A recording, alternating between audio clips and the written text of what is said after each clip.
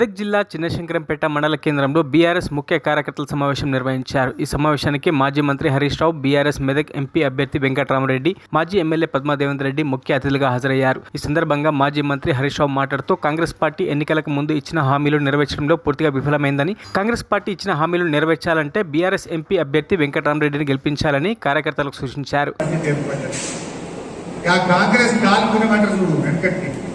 కాంగ్రెస్ వచ్చింది, కరువు వచ్చింది.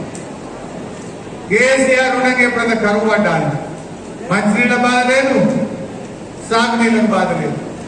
ఆ కాల్గుణం అన్నట్టు కాంగ్రెస్ వాళ్ళు వచ్చిండ్రు, లోకం మీద కరువు పడ్డది తెలంగాణ. ఇది ఇలా కాంగ్రెస్ వాళ్ళు చేసుకున్నటువంటి. మా అక్క చెల్లెలు బీడీలు చేస్తారు శంకరంపేట, అవ్వ తాతలు కనబడుతున్నారు. ఏమన్నారు కాంగ్రెస్ వాళ్ళు?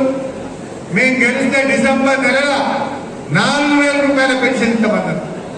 వచ్చిందా అక్క? అవ్వా 4,000 పడ్డాయి అవ్వా? రెండే కదా మన కేసీఆర్ ఇచ్చిన రెండే. ఎందుకంటే కేసీఆర్ మాకిచ్చిండు 200 పెన్షన్ 2,000 చేస్తా అన్నాడు.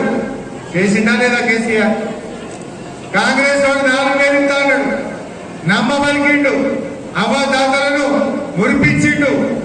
నమ్మి ఓట్లేస్తే నట్టేయటం వచ్చింది కాంగ్రెస్ పార్టీ. డిసెంబర్లోనే 4,000 ఇస్తాడు.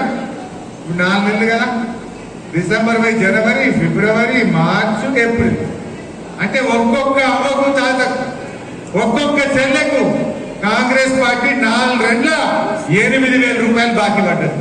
పడ్డదా పర్లేదా? లెక్క ప్రకారం 8,000 ఇవ్వాలా వద్దా?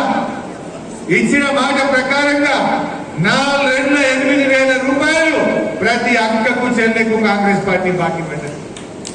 కాంగ్రెస్ నాయకులారా, మా అవ్వ తాతలకు, మా బీడీ కార్మికులకు, మా నేత గీత కార్మికులకు 8,000 ఇచ్చిన బిడ్డను ఓటర్ గారు కాంగ్రెస్.